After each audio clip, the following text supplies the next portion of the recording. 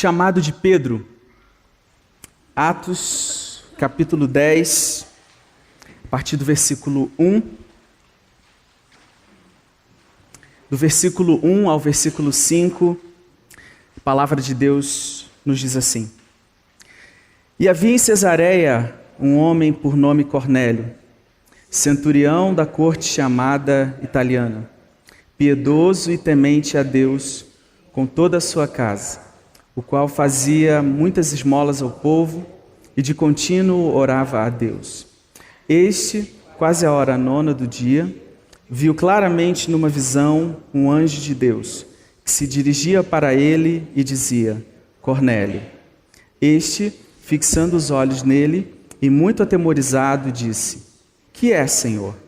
E o anjo lhe disse: As tuas orações e as tuas esmolas têm subido para a memória diante de Deus. Agora, pois, envia homens a Jope e manda chamar a Simão, que tem por sobrenome Pedro.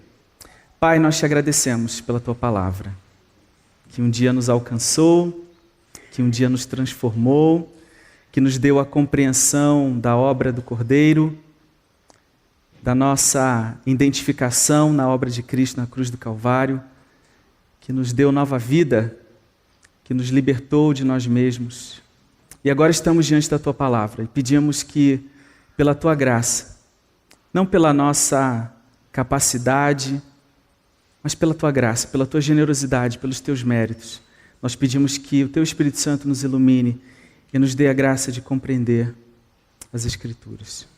Oramos em nome de Jesus. Amém. Queridos irmãos, esses versículos iniciais, o texto introdutório aqui no livro de Atos, ele nos apresenta dois personagens principais, Cornélio e Pedro, ambos localizados em cidades distintas. E eu gostaria que você criasse aí na sua mente esses dois cenários, porque o texto vai tratar de dois cenários, de dois homens em duas cidades diferentes, sendo visitados pelo Senhor.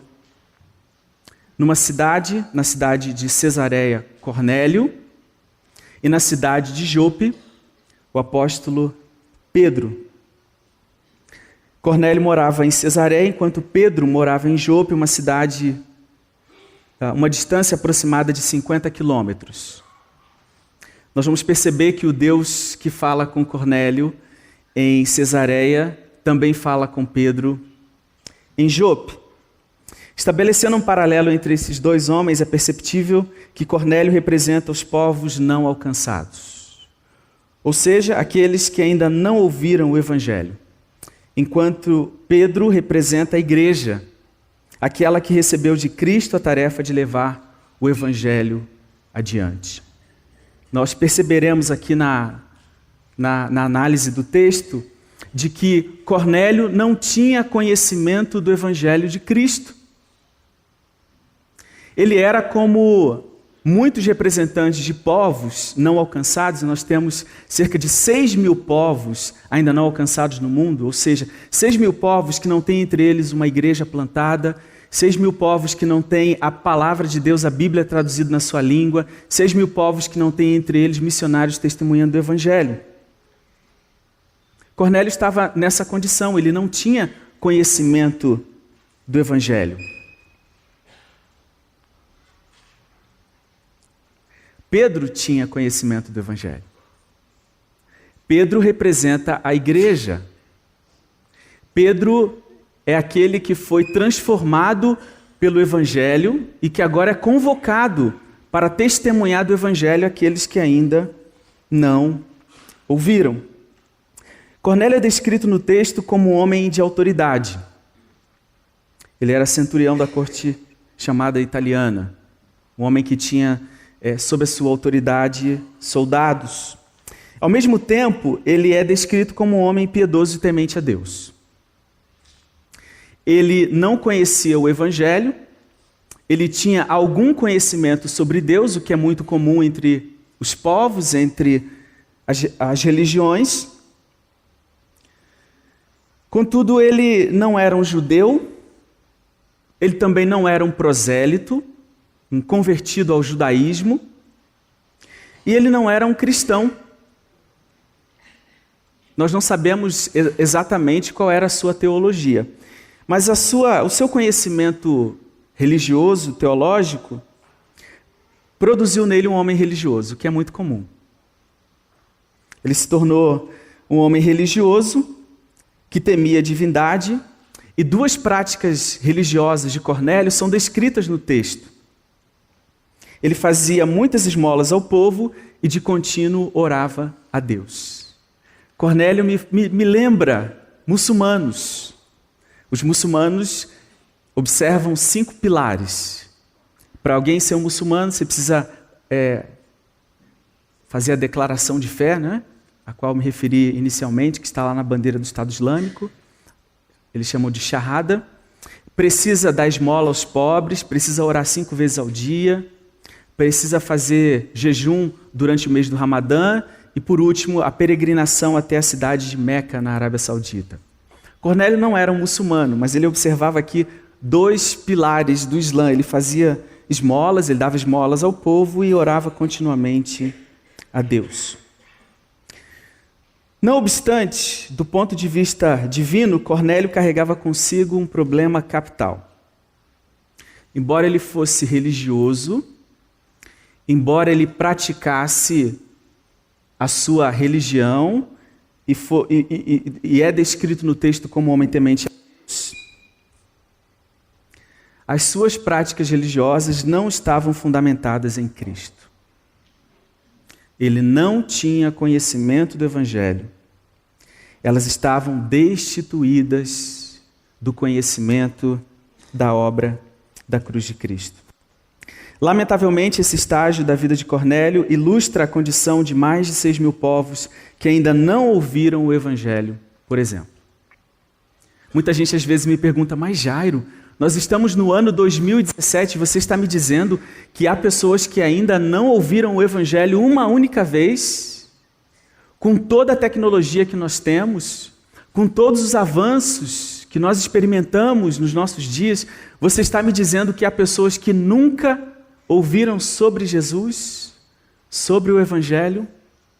Infelizmente, irmãos, a resposta a essa pergunta é positiva. Há pessoas que vivem debaixo de sistemas, de regimes que os impedem de terem acesso ao Evangelho.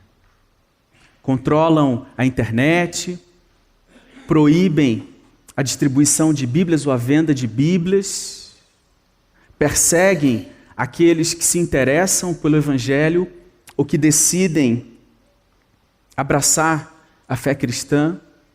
Infelizmente, essa realidade ela é presente nos nossos dias. Grupos étnicos inteiros, seguidores das principais manifestações religiosas do mundo, que se encontram perdidos espiritualmente.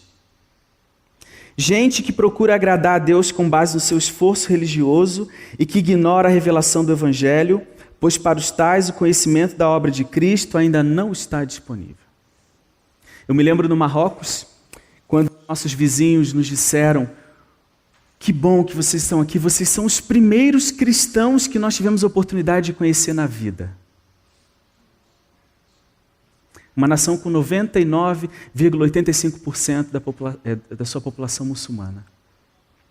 E eu disse para aquelas pessoas, aproveitem enquanto nós estamos aqui, vamos falar do Evangelho. E quando nós saímos, eu fiquei pensando, depois de 2 anos, eu fiquei pensando, meu Deus, se outros não vierem, nós teremos sido a única oportunidade na vida dessas pessoas de ouvir o Evangelho. Que desafio. O Senhor deseja se revelar aos perdidos. Assim, na sua graça soberana, Ele decidiu interferir na caminhada de vida de Cornélio. O Senhor olha dos céus e diz: eu tenho uma obra na vida de Cornélio. Em uma manifestação sobrenatural, o Eterno concedeu ao centurião a visão de um anjo. Para a alegria de Cesareia, o ser celestial instruiu Cornélio para que um pregador do Evangelho, Simão Pedro, fosse conduzido à cidade e então Cornélio e a sua casa fossem transformados pelo poder do Evangelho. Não por iniciativa de Cornélio, porque ele era desconhecedor do Evangelho. Ele era desconhecedor de Pedro. Ele sequer sabia que havia uma igreja em Jope. O Senhor olha dos céus e deseja interferir, toma iniciativas para interferir naquela situação, enviando a Cornélio um pregador. A partir desse evento, o chamado de Deus para Pedro se desenvolve e o resultado é que a vida dos gentios em Cesareia é transformada. Agora, considerando já os últimos versículos, o final do capítulo. No entanto, antes de analisar o chamado de Deus para Pedro, observemos algumas lições importantes encontradas nesta parte introdutória do texto. Algumas verdades que eu gostaria de destacar. A primeira é que o conhecimento sobre Deus e a prática religiosa contínua não resolvem o problema do homem que foi separado de Deus por causa do pecado.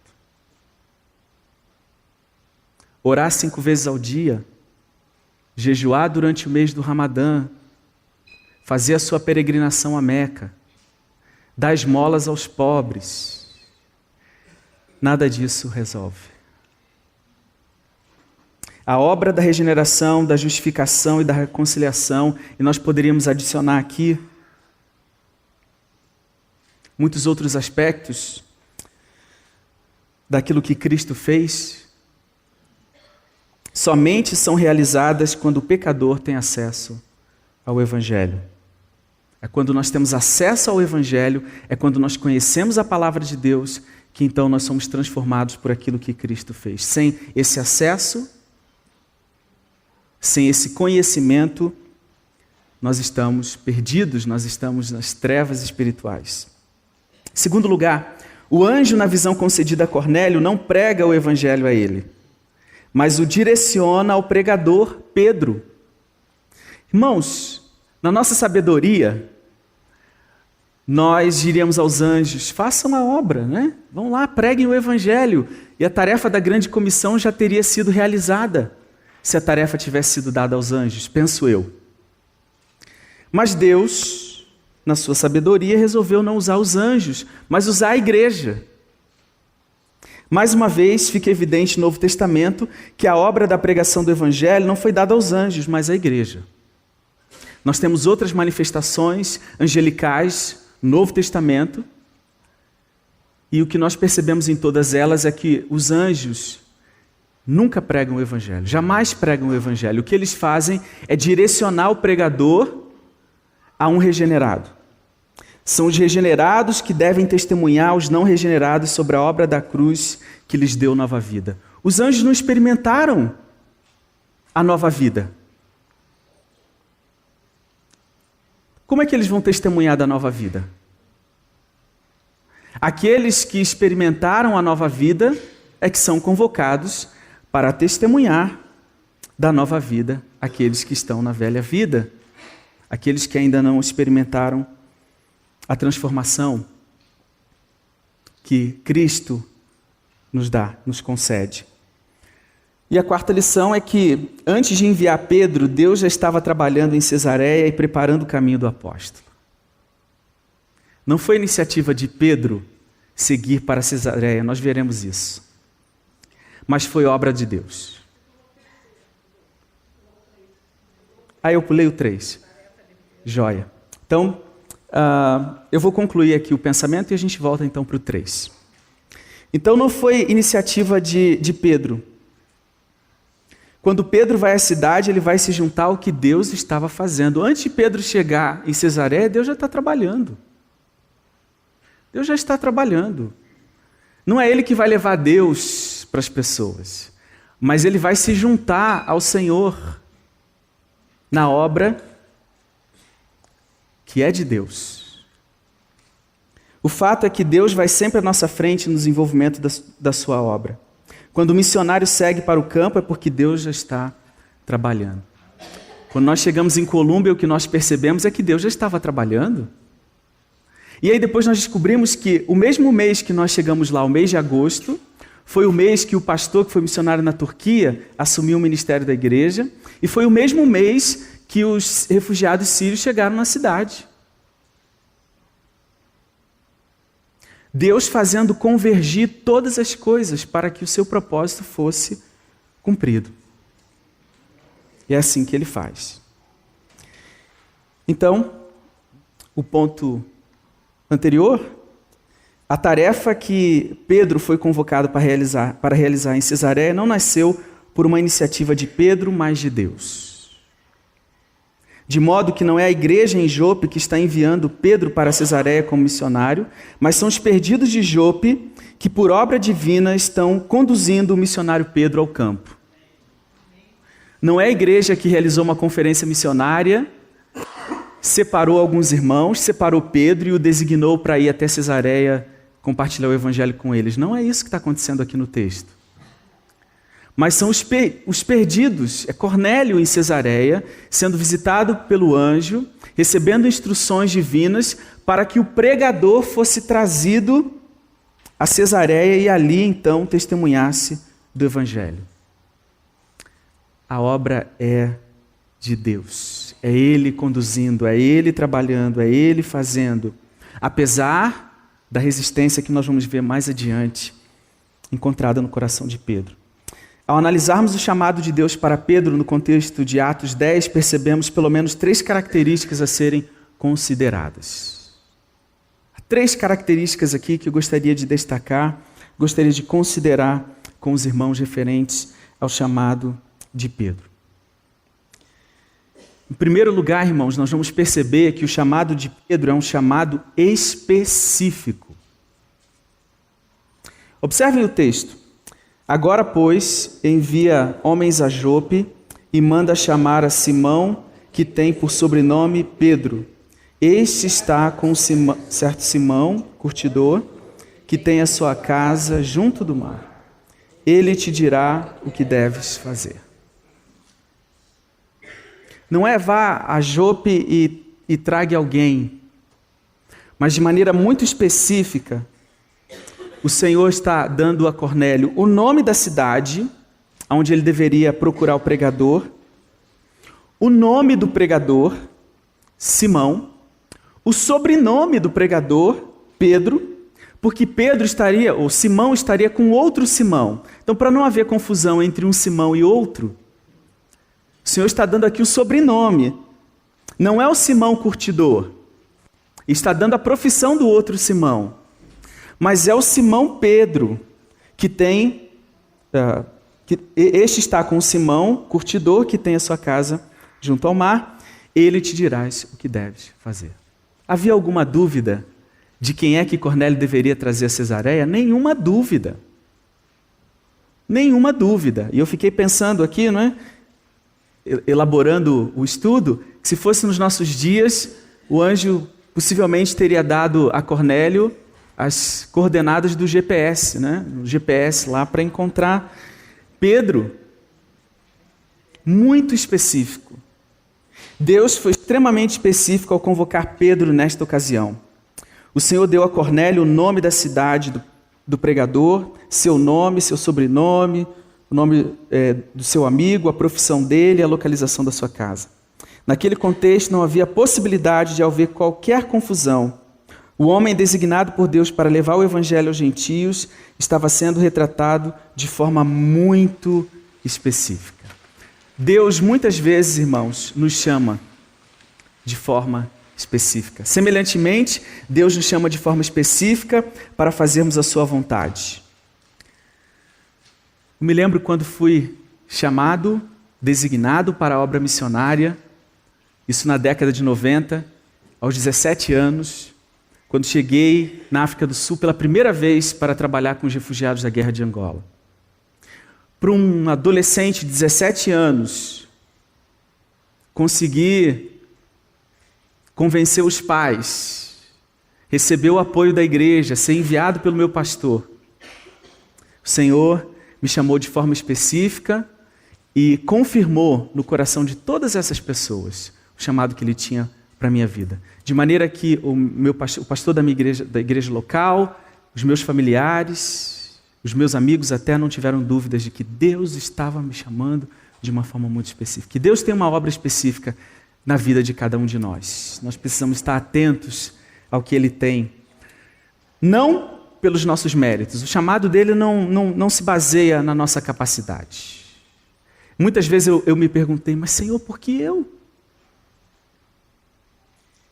Com todas as minhas limitações, eu olhava para o lado e via irmãos mais capazes, mais bem preparados, mais maduros. Por que eu? E não ele, ou não eles. Mas é a soberania do Senhor, é a graça dele, que escolhe quem não é. Ele escolheu o que para o mundo é insignificante, desprezado, e o que não é nada, para reduzir a nada o que é, a fim de que ninguém se vanglorie diante dele. Essa é a sabedoria do Senhor, né? Que no grande dia ninguém diga, eu fiz porque eu era muita coisa. O Senhor me chamou porque Ele já sabia, né? Que eu tinha toda a capacidade e o potencial. Isso não vai acontecer. Porque todos nós somos limitados, incapazes, e a gente não obedece porque nós temos capacidade, mas porque cremos que Ele capacita o incapaz. Em segundo lugar, o chamado de Deus para Pedro, ele era urgente. Observe, o texto nos diz: e retirando-se o anjo que lhe falava, chamou 2 dos seus criados e a um piedoso soldado dos que estavam a seu serviço, e havendo-lhes contado tudo, os enviou a Jope. E no dia seguinte, indo ele seu caminho, e estando já perto da cidade, subiu Pedro ao terraço para orar, quase a hora sexta. Logo que o anjo se retira, Cornélio toma providências para que o pregador fosse trazido a Cesareia. Cornélio atendeu imediatamente às instruções do anjo. Curiosamente, ele não esperou o dia seguinte, a semana seguinte ou o mês seguinte para obedecer. Ele tomou providências para que Pedro fosse trazido a Cesareia o mais rápido possível. A urgência do chamado de Pedro não é uma urgência que nós encontramos no coração de Pedro, mas no coração de Cornélio. Cornélio sabia que ele era um perdido espiritualmente. Ele foi instruído pelo anjo de que a obra de Deus na vida dele precisava ser completada. Portanto, ele toma medidas para que o evangelho fosse trazido, para que o pregador fosse trazido e o evangelho fosse pregado. O chamado de Deus para a pregação do evangelho ao mundo é um chamado urgente. Se nós não temos um senso de urgência como igreja, precisamos nos conscientizar de que os perdidos o têm. Muitos deles sabem que o que está em questão é a sua eternidade. Por isso, é muito comum missionários ouvirem a seguinte pergunta após compartilhar o evangelho com o povo não alcançado: se você já conhece o evangelho há tantos anos, por que demorou tanto para nos trazer o evangelho? Se não é urgente para nós, se eu posso deixar para o final da vida, para quando me aposentar, é urgente para eles. Como aquela história de um casal na Índia que sacrificou o filho e lançou o corpo nas águas do Ganges. E ao saírem do rio, eles encontram um missionário que compartilha o evangelho com eles. Eles creem na pregação, fazem juntos uma oração ali. Mas após a oração, a pergunta é: por que você não chegou antes? Se você tivesse chegado antes, nós não teríamos sacrificado o nosso filho. O chamado de Deus era urgente. Pedro precisava ir logo. Imediatamente, Cornélio toma as medidas necessárias. E já no dia seguinte, os seus emissários estão chegando a Jope a fim de trazer Pedro para Cesareia. E em terceiro lugar, o chamado era transcultural. O chamado de Deus para Pedro era para que ele pregasse o evangelho a um povo distinto do dele. E tendo fome, quis comer, e enquanto lhe preparavam, sobreveio-lhe um arrebatamento de sentidos, e viu o céu aberto, e que descia um vaso, como se fosse um grande lençol atado pelas 4 pontas, vindo para a terra, no qual havia de todos os animais quadrúpedes, répteis da terra e aves do céu. Então, a visão dos animais imundos no vaso, parecendo um lençol atado, representava os gentios que eram rejeitados pelos judeus. Até então, como povo, como grupo étnico, os gentios não haviam sido alcançados ainda com o evangelho. Com aquela visão, Deus estava chamando a atenção de Pedro para o fato de que o evangelho não era propriedade de um povo e não podia ficar limitado a qualquer barreira cultural. Pedro, você precisa romper as barreiras culturais do seu próprio povo. Porque o evangelho, ele é para brasileiros, mas ele também é para sírios, para iraquianos, para angolanos, moçambicanos, espanhóis, portugueses, japoneses, chineses, sul-coreanos. O evangelho é para os de Londrina, mas é também para os do Rio de Janeiro, para os de São Paulo, os de Brasília, os do Piauí. O evangelho é para todos. E a igreja em Jope, a igreja primitiva, a igreja naqueles dias precisava entender isso. Ela precisava entender que não podia reter o evangelho. Ela não podia omitir o evangelho aos povos. Porque, afinal de contas, eles deveriam ser obedientes à grande comissão. Eles deveriam praticar a grande comissão e não a grande omissão. Eles deveriam levar o evangelho a todos. A obra de Cristo deve transpor barreiras e se tornar disponível a todos os povos da terra. Na perspectiva divina, não é aceitável que o evangelho seja mal distribuído a ponto de ser conhecido apenas por um pequeno grupo, enquanto é ignorado por muitos. Nós não podemos nos deliciar do banquete espiritual dia após dia e ignorar aqueles que estão passando fome, aqueles que não têm o que comer. Inicialmente, Pedro resistiu a Deus e, como já destacou o pastor Glenn em um dos seus estudos aqui na igreja, eu acompanhei à distância, através do áudio, o apóstolo fez a oração mais absurda da Bíblia, ao exclamar: de modo nenhum, Senhor. Como é que Deus fala com você, vai a Jope levar o evangelho aos gentios? Perdão, a Cesareia. Vá a Cesareia levar o evangelho aos gentios? E você diz: de modo nenhum, Senhor.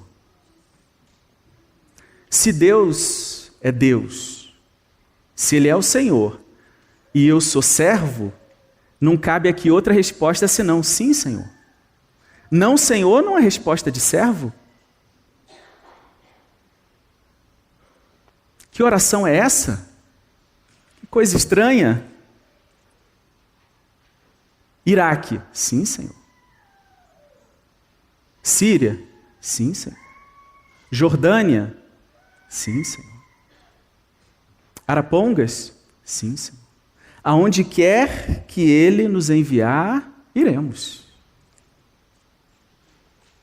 Porque Ele é o Senhor e não cabe outra resposta ao seu chamado senão sim, Senhor. A voz divina graciosamente dialogou com Pedro por 3 vezes, quando então ele decidiu obedecer. E aconteceu isto por 3 vezes. O vaso tornou a recolher-se no céu. Repare, quantas vezes Deus falou com Pedro para que encontrasse obediência em seu coração? 3 vezes. Quantas vezes Deus falou com Cornélio para que encontrasse obediência em seu coração? 1 única vez. Este contraste parece ilustrar o que disse o estudioso de missões George Peters. O mundo está mais preparado para receber o evangelho do que os cristãos para propagá-lo. Deus fala com Cornélio uma única vez e ele imediatamente se submete à instrução divina. E aí o Senhor fala com Pedro, que representa a igreja, e Pedro resiste. A primeira, resiste a segunda, até que ele se rende, até que o Senhor encontra obediência no seu coração na terceira vez. Por que tal resistência em obedecer? Os homens enviados por Cornélio,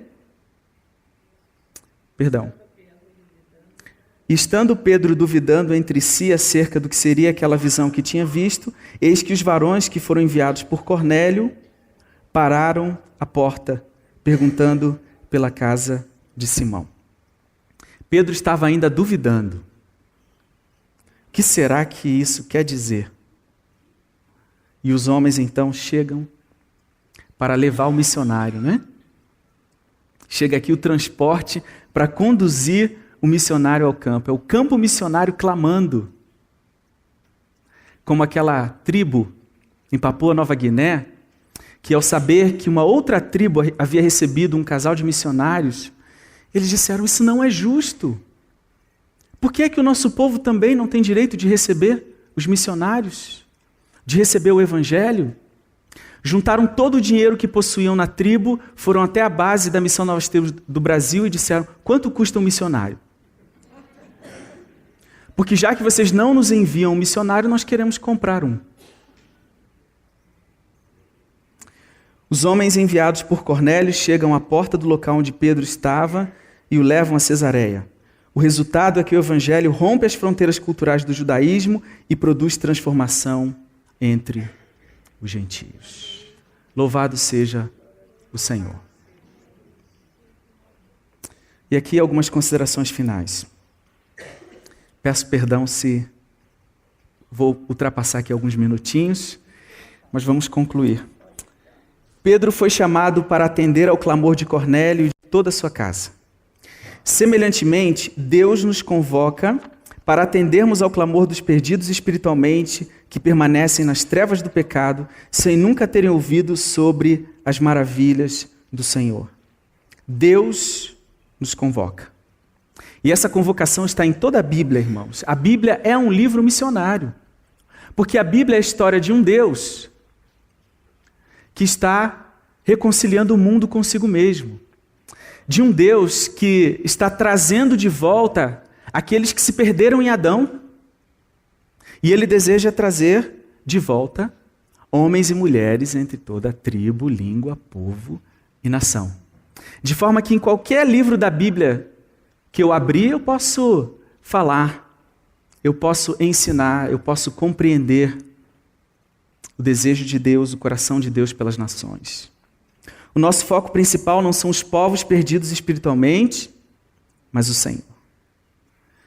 Irmãos, nós não fazemos missões, nós não evangelizamos, nós não realizamos a obra missionária por causa dos perdidos em primeiro lugar. Nós realizamos a obra missionária porque nós amamos o Rei. Porque nós temos paixão pela glória de Cristo. É por causa do Senhor. É em obediência ao Senhor.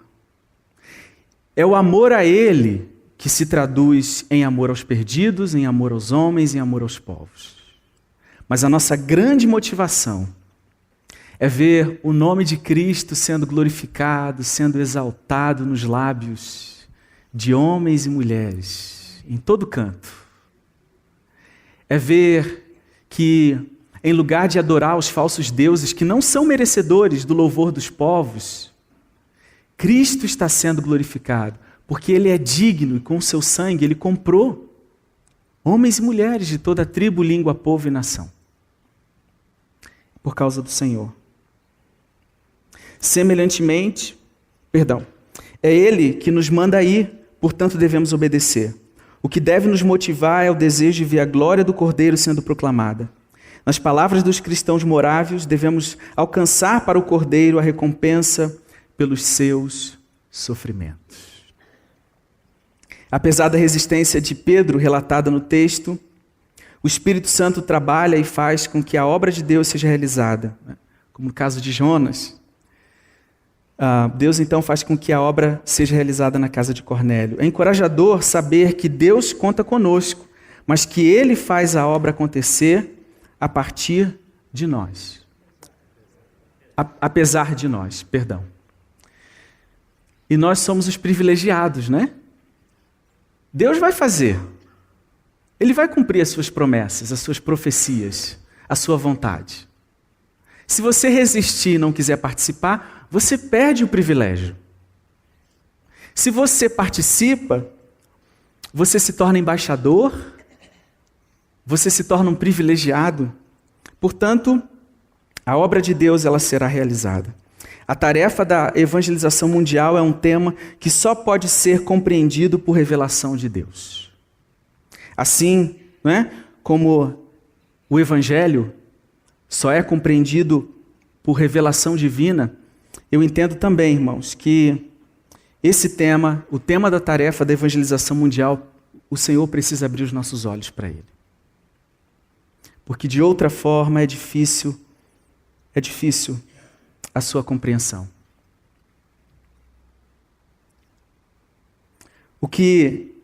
O quadro de desinteresse da igreja contemporânea com a obra missionária, sem dúvida, de ordem espiritual. Por que é que a igreja contemporânea não se envolve com a obra missionária? Nós temos no Brasil um decréscimo no número de missionários, cada vez menos envolvimento. Apesar de sermos uma igreja que foi plantada por missionários, que vieram para a nossa terra, que plantaram o evangelho aqui, por que é que nós não seguimos o exemplo daqueles que nos trouxeram o evangelho? Por que é que não obedecemos a Cristo? Certamente, o problema é de ordem espiritual. Quem é, irmãos, o maior interessado na falta de envolvimento da igreja com a obra missionária?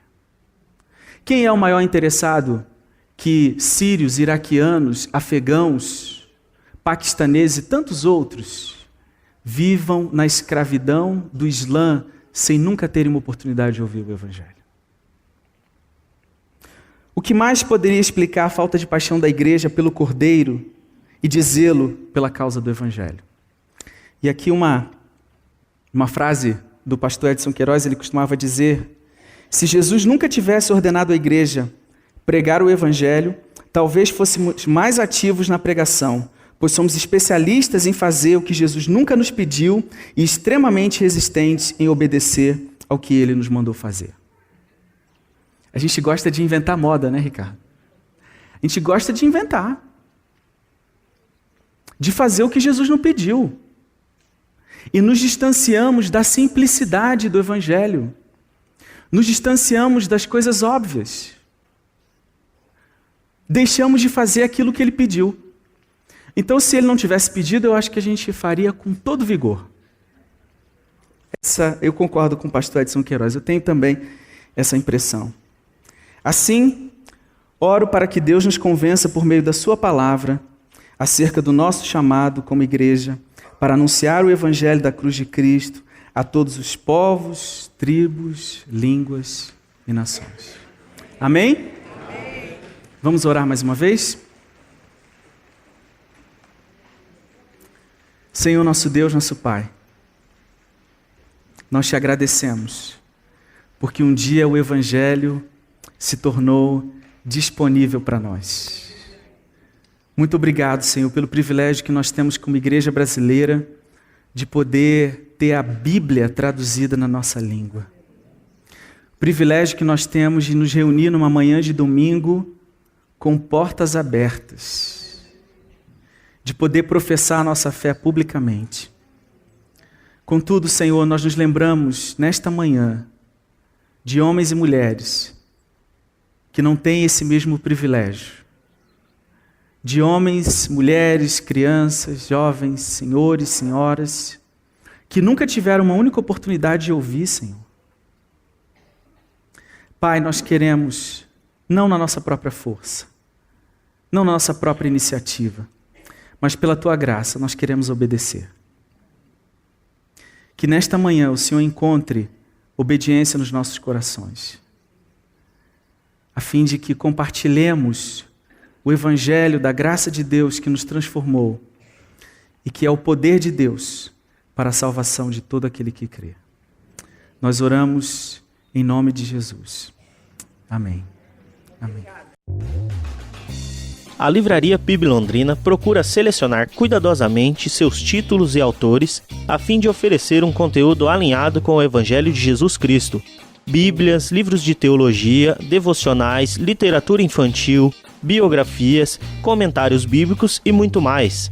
Dispomos também de um acervo de CDs e DVDs das mais de 5.000 mensagens ministradas na Primeira Igreja Batista em Londrina. Visite a Livraria PIB Londrina e conheça ainda mais. Livraria PIB Londrina, de segunda a sexta, das 13h30 às 18 horas. Endereço na Avenida Paraná, 76A, próximo ao Calçadão, bem no centro de Londrina. Ligue para 3372-8921 ou acesse o site www.livrariapiblondrina.com.br.